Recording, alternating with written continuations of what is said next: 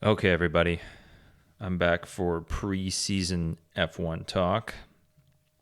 This is episode 2 in a 3-part series that I mentioned last time around. Thank you for liking and subscribing our videos for season 2. Like I said, you can find us mostly on Spotify and YouTube this year. F1 Philosophy. This part 2 is going to be the Steiner files, as I like to call them. And which is part of my series of recapping some of the things I talked about last year and just leaving them in the past now. I talk about it too much in most philosophy episodes with Sean. I just kind of want to leave it here as record. After talking about it all last year, I just beat against the table a few things that I thought weren't getting enough media attention. So now I'm just bringing them up one last time as a nice little recap and moving on. And my favorite team principal, Guenther Steiner, is someone who you guys know I like talking about because he's such a clear, perfect example of everything I believe is wrong with Formula One, that they value incompetence and media whoring over general winning, which is something he never did. And yeah, it's a little unfair to say the guy with supposedly the poorest team in Formula One with no budget, nothing, wasn't really set up to win with the owner he had. And at least that's the story he tells us. And after seeing the massive improvement from Haas in 2024, I think we now know that's bullshit. So today I'm going to go over some of the things he mentioned in some interviews over the past year where he contradicted himself. Just to have it on the record that he's not who he says he is. He's not who he advertised that he was in Formula One. He's a fraud. He's a fraud who should have stepped back and been fired years ago. You don't bring a team to 3 points, and the only contribution of the 2020 season was that Romain Grosjean almost killed himself, to treating that like it's competent, because it's not. It just shows he was bringing that team in the wrong direction 4 years ago. They fired him 3 years too late, in my opinion. And as I'll talk about later, he ruined the career of someone who I admire dearly. I think you all know who that is. But there's just a lot of things he said in some interviews over 3 months ago now. I let them sit. I let them dissipate. I let them get into the ether. I let us digest it as a society, F1 society. And I'm just going to go over it now. And I'm just going to leave everything about Steiner here, hopefully. Hopefully I don't bring him up next year, but he's just a perfect example of everything I despise. So if you're wondering what I was talking about, the podcasts or the episodes I'm talking about, it's the Pit Stop podcast. They have Guenther Steiner on 3 months ago. So that would be November right now, because this is January 28th today, 2025. The Beyond the Grid podcast in November. Decent interview with him. There was a Sky Sports blurb from a year ago that I referenced here in my arguments, explaining why he got rid of Mick Schumacher, which contradicted itself several times over the months and years. And my personal favorite that I sat through and listened to, that so you didn't have to, is the Road to Success podcast with Ben Fowler. Why he thought to interview Steiner with the name Success in his podcast is interesting. Very interesting, to say the least. But I'll get to that. I also reference a report, which I'm going to talk about now, from Ziggo Sport. And I'm going to start with Steiner versus Haas right now. So if you remember at the beginning of 2024, the end of 2023, Steiner was fired early January 10th, 2024. I remember because January 8th, 2024 was my second ever rant. And for those of you who want to reference this to what I think it was very raw, very hard to listen to podcast now as I improve at this. It's called What the Fuck is the Point of Haas? I went off on that in one of my early season rants, getting used to this then. 2 days before he got fired, which I thought was very prophetic. And then I had a follow-up, which is F1 Prophecy, where I talk about how Komatsu is going to be a good step in the right direction for Haas. I did not expect them to finish 7th. So I don't know, was it Komatsu being really good, or was it Steiner being that bad, holding them back with a decent enough foundation that they had? We'll never know, but if you remember correctly, Steiner said he left, or he tried to tell us that really he just left, whereas Haas made it clear he got fired. Well, Ziggo Sports reported in January 2024. Look up this on any of the search engines that you use. Google, DuckDuckGo. If you're a Russian troll farmer, Yandex, which is my personal favorite one to use. Steiner asked for ownership before he got fired in Haas. He wanted 20% equity. So that doesn't sound like someone who wanted to leave. Like Sean and I said then, he never really wanted to leave Haas. This time he got fired. He had this idea of like, oh, I'm free now.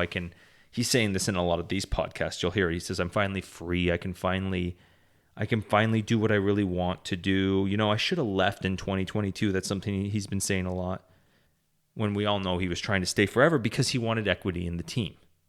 And without offering for him to step back, like how about part of the deal is I step back my duties, but I'll take equity in the team and I'll help you invest. No, he just wanted his contract renewed with equity in the team. That does not sound like someone who's leaving. It doesn't sound like someone who's fed up, who thinks they're going nowhere. This is something he comes across a lot and says a lot in all three of these major podcasts. After this is, like I said, this is the end of the season. So I let the whole season pass by, even though I said a lot of this stuff then. I'm letting it sit, letting it dissipate again, letting it digest again, so that we can go over and say, your story has changed. You're just full of shit. You're just trying to make yourself look good. But something he consistently said is, I was frustrated with management at Haas. Then why would you want to stay? Like, why didn't you leave earlier? Why would you ask for equity in the team? And the answer to that, I think, is why would he ask for equity in the team is because I think he thought they were going in the right direction. And this is what I've always said about him, is that he liked where Haas was. He didn't like being told that I'm tired of losing, like Gene Haas said. He didn't like being told, you're doing this wrong. Here's some ways to improve things. No, he liked to sit there, lose, be the lovable loser. And the drivers he hired, like Hülkenberg and especially Magnussen, kept playing into that. And he liked just sitting there in the back of the paddock, just being that guy that never amounted to anything. And there's something he said in 2023 when he hired or re-signed Magnussen and Hülkenberg mid-season. He says, we're going in the right direction. We're going in the right direction. This year has been solid. It wasn't until they finished last and had no other way of not finishing last, of no way of improving, which, as we learned later, was all his fault too, that they finally looked at 2023 as bad. If you look at early Drive to Survive, the way Drive to Survive was painting the early part of the season of 2023, it was a success for Haas. They were stable. There was no crashing. They weren't spending as much money because, Mick was crashing all the time. They had a good driver who's qualifying well, helping them learn so much. He didn't think anything was wrong. Gene Haas did. And that's why he was finally fired. And this is something that he can no longer say, now that we've seen what Komatsu has done, he can no longer say, I'm just at a bad team, I don't have enough money to spend, this is the way things are. No.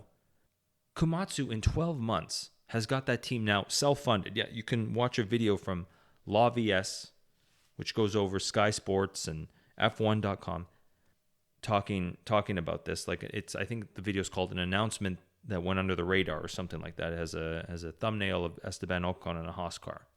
La VS's channel. I always reference him. He's excellent information. Priceless for Formula One.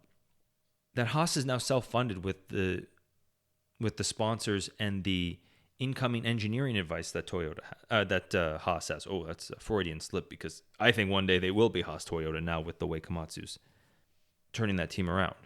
Gene Haas doesn't even have to spend money anymore. Their sponsorships are now helpful. Not like the bullshit MoneyGram or what was that old energy drink supplier that screwed them in 2019, or Uralkali. Remember that? Oh my God. We were foisted with Nikita Mazepin because of Steiner's quote-unquote genius, overlooking the fact like, I saved the team with this money injection. Yeah, but the car's so bad you can't upgrade it. And you foisted us one of the worst drivers of all time. And I think now we know that he's just been full of shit this entire time. He's been blaming Gene Haas when really he was the problem. And something that he says a lot in these interviews you'll hear is, I couldn't do what I wanted. But what did you want to do? Like we've learned from Komatsu in interviews throughout the year, Komatsu has said, Steiner consistently kept us from upgrading the car. He liked a one-and-done solution. He liked having the beginning of the year being the standard of the car and just going from there and adjusting week to week. He never really believed in mid-season upgrades. And that frustrated Komatsu because he believed the car could go so much further. If you look, let's do a time machine. At the beginning of 2024, everybody believed that team would finish last, including Hülkenberg, who jump shipped 5 weeks in to jump to Sauber. So right there, you can say he's not the reason that team's going forward. It's Komatsu. It's definitely not Steiner. That team, if we go back in time, was supposed to be really bad, and they were just happy with 9th, 10th points here and there. They didn't expect much from themselves. Komatsu was doing some minor changes, what he could with the budget he had. He just said it himself, let's not expect much this season. But with the minor adjustments he was able to do throughout the season, this team was able to improve. This team was able to finally go forward. This team was finally able to spend the money properly. You were the problem, Guenther. Stop blaming Gene Haas, which you still do. You still say, I couldn't spend the money. I needed more money to keep up with the bigger teams. Well, even with you there, Gene Haas said, I spend $130 million every year, minus $10 million. You still could have done so much with that. And it's just, he just keeps contradicting himself. Which is it? Life is contradicting him, is what I'm getting at. The results, the reality is showing that he has been full of shit, and he's still saying it. He's still saying it. And this is something, too, I think he says it in Sky Sports in the interview. He says early on after he leaves, he goes, looking from the outside now, I think the season hadn't even started yet or was just about to start. He says, I can see how bad things are now from the outside, how poorly managed this team is.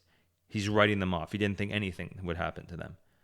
And remember, the entire British media, his biggest fan, is saying, Haas is going to be awful this year. They just got rid of the best thing that Haas had. The guy who built this team is gone. They're not going to be anything. And he's playing into that, saying, I can see how bad things are from the outside. How did Haas improve as much as they did then? They did even better than they did in 2022. You can't just throw that on Mick Schumacher. You can't say, we missed on all these points. No. Mick got around the same points that Magnussen did this year. Yeah, Magnussen did better than him in 2022, even I'm not that delusional. Hülkenberg took the majority of the points this year. It was kind of similar, but Hülkenberg was able to do better and more and improve this year with Komatsu, not Steiner. And I just think we need to highlight this and beat this to like a dead horse, or hit this spike as much as possible, that he didn't know anything when it came to being successful in Formula One. He's going back and forth in all of these interviews. At the beginning of 2024, when Haas starts scoring points, he goes, I knew they'd be good. I knew they'd be able to score points. And he's trying to take this credit that, I knew this team was there, but then how come you said a couple weeks before that, it's easy to see how bad things are now from the outside? Which is it? This tells me, once again, how big of a problem he was in Haas. And they're only going to get better. And stay tuned to more podcasts and our preseason predictions. I got some hot takes on that. And I'd like to also point out in these podcasts, this is just for fun, I'm about to say, I've kind of made my point with him and Haas. He was the problem. He was always the problem. He said, I should have left in 2022 at the beginning of the year and even later in the year, in the later podcasts. Yeah, you should have left even before that. You should have been fired before that, but that's not the point. That's the one thing you got wrong. But to show the delusion of what people think of him, 2 different podcasts said, It was the Beyond the Grid podcast listeners that go, what traits are important to being a successful team principal? Why are you asking the most unsuccessful one then? The one who it's being proven throughout this season was the one destroying his team. This just goes to just how ridiculous media reporting is on him. They love him. They don't care how unsuccessful he is. They just like that he swears on TV. Someone like me who wants to see this team do well, who wants to see Formula One get better, despises this guy. So we've been having this anti-Gene Haas settlement, and that's gone quiet. That was definitely anti-Gene Haas at the beginning of 2024. Now, as the end of 2024 comes around, no reporting on him. It's all Komatsu, it's all Hulkenberg, yeah. Whatever. It's all Ocon, it's all Oliver Bierman. Yeah, it's nothing to do with Gene Haas pulling the right trigger at the right time. And actually, it's the wrong time. He should have done it 4 years before that. But I think he recognized how popular Guenther had become. And in order to raise the credential, I guess the street cred, I can't think of a better word, of Formula One in pop culture, he let Guenther play out. Even though for the betterment of his team, he should have gotten rid of him at the end of 2020. And Pit Stop Pod, I despise these guys, two of the dumbest blokes you'll ever meet. They go, what would he do if he had a dream team? What if he could just start a team in any way he wanted? He basically had that. He brags about how he built this team from ground up. He could have picked the right personnel. Yeah, he didn't have an endless budget. Couldn't pick any driver he wanted. But he could have picked the personnel to make the team so attractive that he could have gotten the drivers he wanted. That's what Komatsu's doing. In a year. Steiner had 10. Almost. This delusion on Steiner needs to end. That's why I'm just reiterating all this stuff. If we can just get him out. And it's my fault too for talking about him. I'm part of the problem. That's why I'm leaving it all here. I would be remiss not to at least touch on Steiner versus Schumacher. I have a lot of notes on that too from the podcasts I listened to so that you didn't have to. I'm leaving Mick here. I've talked about him too much already. Even I don't really want to talk about him that much anymore. He's done in Formula One. It's such a clear example of the hatred he had in Formula One because of his father's name. There's an excellent short I watched today on Gil's Arena. If you love basketball, it's actually a really good, priceless piece of information. Like, you'll get excellent tidbits on understanding the NBA on Gil's Arena. I love watching that show every now and then. Gilbert Arenas, former NBA star. Star is a strong word. They're talking about LeBron James Jr. for anybody who follows basketball and how he's being shit on by the media because he's LeBron's son. And they're using the word nepotism a lot to describe his rise into the NBA. And Gilbert Arena has always been saying, this kid has potential, he has talent, he can hoop, he can ball. Just let him develop. Don't shit all over him. Don't wish his demise in the NBA. And he's slowly getting better in the lower leagues. And Gilbert is saying, if you just treated him like any other NBA player, we'd be watching this kid. We'd be optimistic about this kid. We would want to see more out of him. And that's how I feel about Mick. If they just treated him properly, he would not be in this situation. His name was not his savior. It was his detriment because they wanted to see him fail. The F1 media, people like Steiner, which I'm about to point out now, they tore him down because of his name. He wasn't raised up because of it. Everybody knows it. Everybody knows. That's why they keep talking about him. That's why a lot of the fan base wants to see him back, give him another chance, because they don't think he was treated fairly, and they know he has potential, more importantly. Like I talked about in the last episode, we're sitting here and supposed to believe that Oliver Bierman, Liam Lawson, Isaac Hadjar, Kimi Antonelli, who did not have... Kimi had aspects of his junior career good, but the rest of them did not have a good junior career. They do not look special. They've done nothing exceptional yet. Lawson, especially in his now 11 races in Formula One, can't get past 9th, is somehow in a Red Bull. How? If that was the Schumacher name, they would try to kick him out. That's what I think happened. And I think he helped use Guenther Steiner, I'm talking about, Drive to Survive to crush his career. And he's he's said a lot of things about him through this podcast. I urge you to listen to all those podcasts, especially when he talks about Mick. And he says, it was hard to fire Mick. It was a hard choice to fire Mick because everybody was telling me not to. I don't remember anybody saying anything. And like, I talked about this a lot. Like, Franz Toast, where were you when it mattered? Toto Wolff, where were you when it mattered in 2022? The only one who stood up for him was Sebastian Vettel, if I remember correctly. The rest of him were shitting all over him. Every time he crashed, they all went quiet. Toto Wolff, Franz Toast, because they wanted him for themselves. And then they end up not being able to get him because, funny enough, they didn't speak out.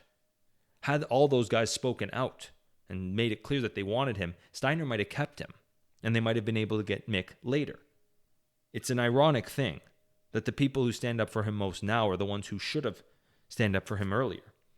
But they were quiet. It was not hard. Just because the paddock maybe in quietly was saying to you, hey, maybe give this kid another chance. Don't be so harsh on him. Helmut Marko said it after the fact. Wow, Steiner was very harsh on Mick. When Helmut Marko, who demoted and essentially destroyed Pierre Gasly's career a million times over, is saying that, and Nick DeVries, and what now is about to be Yuki Tsunoda's and Liam Lawson's, it's harsh. Red Bull has been harsher on their drivers than anybody. And they're watching what you did with Mick, and they said, I wouldn't have done that. That's ridiculous. He has all this potential. Yeah, say it when it mattered. That's what I'm only saying that to say, Steiner, it wasn't hard for you to shit on a kid that the entire media, especially the British media that loves you, was shitting all over him anytime he crashed. It was easy. What would have been hard was to analyze, to extrapolate. What would have been hard is to maybe put him into another team, help him get there, help his career forward. You talk about it now, and he says, oh, he needs a manager. You could have been that manager. If you think he's a nice kid, as you say, if you think he has potential, help him. You didn't do that. You shat all over his name, I think, because he was a Schumacher. I think because, like I've said before a million times, I think the media has always had a hatred for the Schumacher name. And that was Mick's biggest mistake. He, like his father, believed he could just be himself, skate by, and just develop. And he needed to realize that there was a bone to pick with him. There was a bone to pick with his father, especially. Michael should have been more angry at the media over the years that they treated him like a villain. Instead, he just sort of did his thing, believed, hey, the results will speak for himself. No. I always reference that 2020. Yeah, I'll say that over a million times.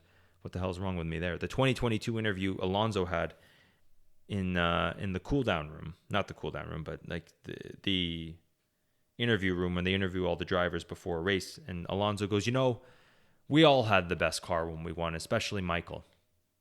He's saying this in front of Mick, marginalizing what Michael did.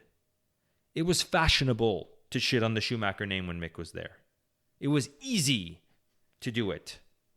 You didn't do it because it was hard. You didn't do it because it was best for the team, like you said, when the team got worse after you fired Mick. When Hülkenberg shit the bed the entire season. I've outlined that a million times, won't go over it again. It was easy. You should have helped this kid. And we're seeing it now. No development mid-season. Schumachers thrive on developing throughout the season. You even see it in Mick's junior career. Always has a bad start and develops and gets better as the season goes along. If you look at his F3 season that he won, dominated second half. Absolutely dominated.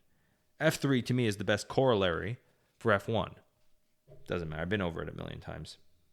And another thing you did, Guenther, when you say it now, you say, oh, I don't know if Mick will be able to get back in F1, but he maybe needs just a good manager. By you doing what you did to him, you made it easy for someone like James Vowles, who also seems to have a hard-on for destroying Mick. You made it easy for him to snub him and say he's not special. You made it easy for Alpine, Oliver Oakes, like I talked about last episode, to say, no, you did this to him. Mick crashed. So what? So do a lot of drivers. You're even saying yourself, like, I would have signed Oliver Bierman. This is something he's saying I think it was the Beyond the Grid podcast. Yeah, if I look at it, I would have signed Oliver Bierman. No, you wouldn't have. Why? He's a rookie who crashed a lot in F2. Crashed a little bit in F1 in the Brazil Grand Prix.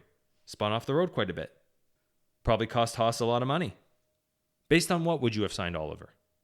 Based on the fact that the media liked him? So you're going with the media flow. That's easy. That's easy. He's also even saying, like, look, Mick cost the team $2 million in crashes. Well, while he's talking about highly in some of these interviews about Franco Colapinto, cost a lot of money in crashes. He's just very contradictory. And like I said, I've been over Mick's career and Steiner's influence in it a million times. I could talk about it till I'm blue in the face. But the important thing to understand is that he was completely wrong. Once again, he was completely wrong about something else. He was wrong about his influence and what he needed at Haas. I need more money. No, you don't. You need to spend it better. You said getting rid of Mick would be best for the team. No, they went backwards in 2023. And in spite of you, they did good in 2024. All the shit you left, Komatsu dealt with it. Now he's moving forward. Someone like Ocon crashed a lot early in his junior career. Fluke win. I don't think he's as good as Mick. Really good junior career. Esteban Ocon won F3, dominated F3 with Max Verstappen there. Another feather in his cap there. Is now their main driver. That could have been Mick. That could have been the Schumacher. You could have got it for cheap with Ferrari paying his salary. Anyway, you got everything wrong. There's one thing you've gotten right, though, and I just have some other miscellaneous notes I want to talk about throughout his interviews. I don't feel as good talking about this as I thought I would. I had this whole rant, and as I'm getting through this right now, I'm thinking, you know what? It's probably about time to close it out. I don't feel better talking about him, but I have a few more points I want to make. He blames the cost cap for lack of development and how teams can't move forward, small teams. I've talked about this a lot. This is one thing he does get right, is if he wants to make a major infrastructural change, he can't. He's limited and hindered by the cost cap. And he says this definitely helps the bigger teams who have the bigger budgets and the bigger infrastructure already in place. I've said that a million times. I agree with you on this one, Guenther. But you could have managed better. You could have put someone in place. You could have stepped back at a million different times and said, I'm just the figurehead. I'm not even the team principal. I'm just the coordinator, and gotten the right people in place. And they could have showed you how it was done. Like Ayo Komatsu just sat there and wasted away under you. And when he's finally allowed to flourish, he does an exceptional job. Here's some other things he said that just hit my brain. I'm like, oh, that's bullshit. I never cared what others think. Then why go on Drive to Survive as much as you did? You became a media whore. You became someone they look to. They still ask your opinion about things. It's like, the guy who got everything wrong, stop asking him. It's because he was that media persona. They think he's funny. And this is the point I kind of want to make, and we're going to use this theme a lot, I think, this year, and that's why I'm even bringing this all up. English people love, I'm just actually going to read my note verbatim. English people love foreign morons who can help fulfill the underlying British belief and perception that the British culture is superior. This is my own independent thought there.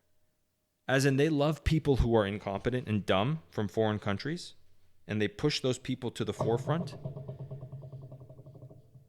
because it helps this self-fulfilling prophecy in their mind. It helps solidify that, oh, we're the best, we're the smartest. Everybody else around us is dumb and doing it wrong. I grew up around that mentality, believe me. And that's why they push Steiner as much as they do. They know he's wrong. And something I could see throughout a lot of these interviews, they're asking him these softball questions like, what do you think about this situation, Guenther? And he can't give a straight answer because he doesn't know. So he rambles. And they help him out and they help him along because they want him to be that guy that they ask. He's the foreign guy that they're going to ask. He's the foreign guy that the British media, Sky Sports, Formula.com is going to divert to. Because then they can ask the British person and that British person looks smarter. And that's why we see Guenther as much as we do. Not because he's successful. Not because he's good at what he does. Not because he's even has anything good to say when he commentates. It's because they can go, oh, you're such a character. Oh, you're so funny. And then divert to the British person to look better. I say this a lot. This is why they push British drivers in F1, because they're not very good. There's no generational talents coming out of Britain. We thought Lewis Hamilton was that. And at times he showed it, but when did he win 6 in a row? When he went to a team that was so far ahead. I'll even give him Lewis Hamilton. But still, that's one. Germany's had 2 in the last 30 years. So that's why we constantly get his opinion. That's why we constantly see Guenther. And I want to push back against that. That's the whole point of me. I want to be able to push back and say, no, we're not getting the full story. Why are they pushing Oliver Bierman, who I talk about a lot? I'm going to keep talking about and beat that drum as much as possible, even though we know he's not very good. Because they want as many British drivers in there as possible so that they all look good against each other. They want to promote the bad foreign drivers so that the Brits look exceptional. You saw this happen in soccer if everybody's watched the last 10 years. They changed the funding rules of UEFA that you can't go more than, I think, a couple $100 million in debt, which seems like a lot.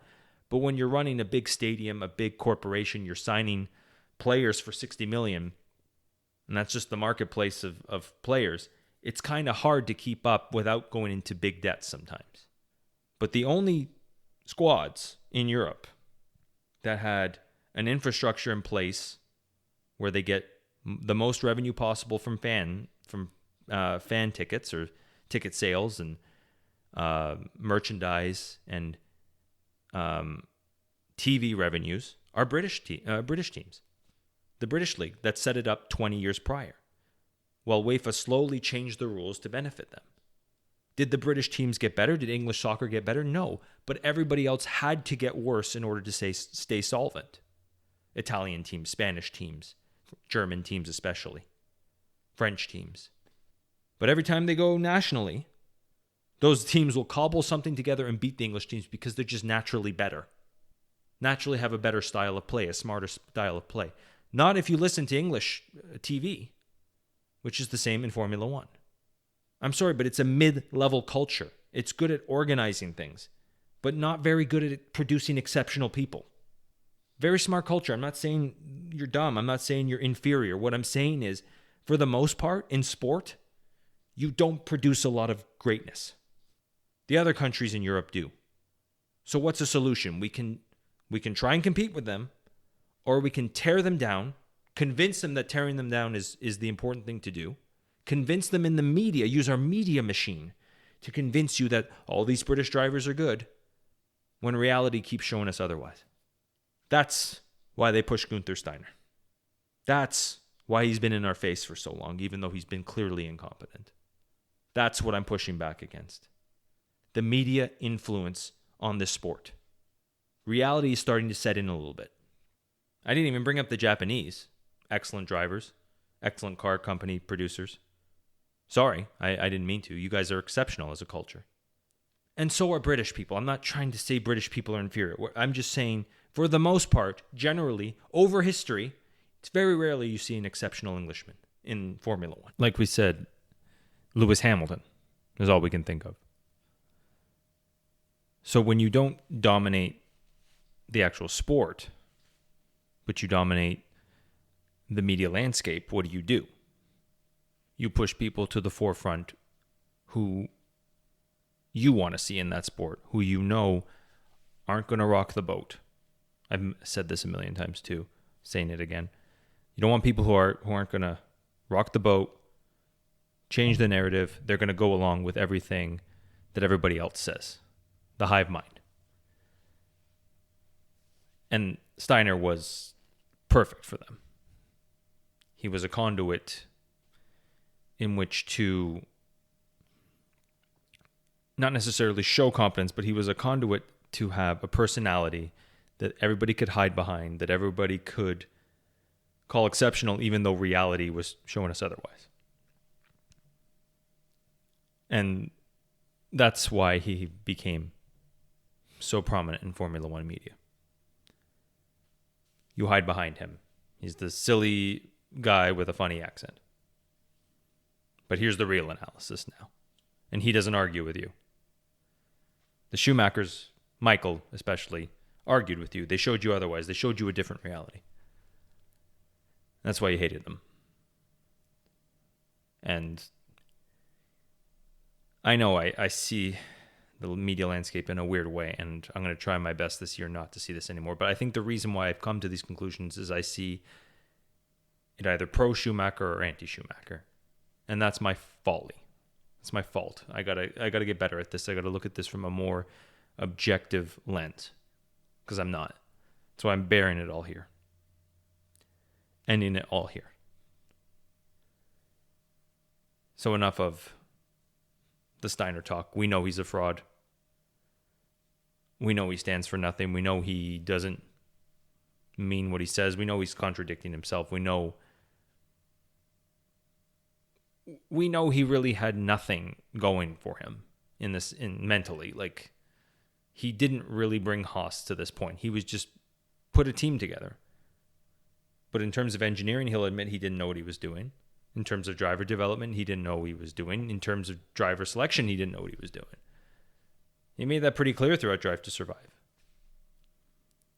So of course he's contradicting himself. The team suddenly looks better. I gotta put my story out there as much as possible and say, look, I wanted to leave. No, I didn't get fired. I knew the team was going to be good. While you at first said, oh, so glad seeing how mismanaged this team is. I don't want to be a part of it. Crapping on them. The second they get good, you try and cling on to it. And then you spend the next year trying to revamp your legacy. And it's just enough. I saw through it. I hope all of you saw through it. That's all I'm doing today. And I'm sorry for all this rambling on him. I really am. Because he's pointless.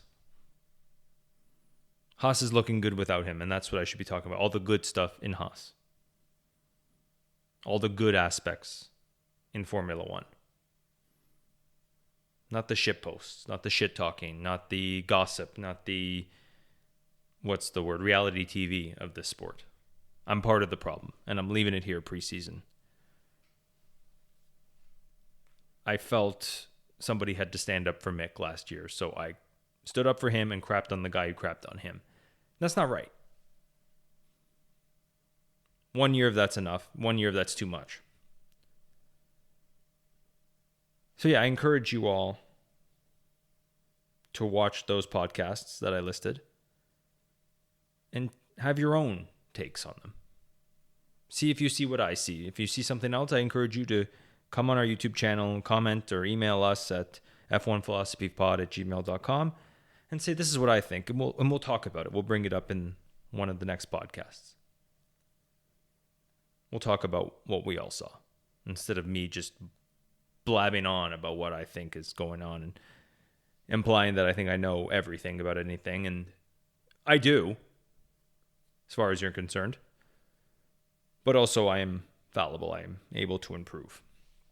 I hope this helped me improve. This was a therapy of sorts. But yeah, I got one more rant coming up soon. It's going to be about the driver market. It's going to basically be a culmination, like I said, of what is a quick driver, the point system rant I had, and the driver market. I'm going to add all three together and leave it at that. I basically have spent the last year giving you my thoughts on where I stand in Formula One and maybe even politics. You've probably read 2 and 2 or put 2 and 2 together. But yeah, you'll just get more of a clear-cut understanding of where I stand. And going into this year, Sean and I are just going to talk news and philosophy. I think that's the best way to take this podcast forward. So yeah, I look forward to seeing what you think of this. Please leave a comment. Shoot us an email. And I'll get back to you. Have a good night.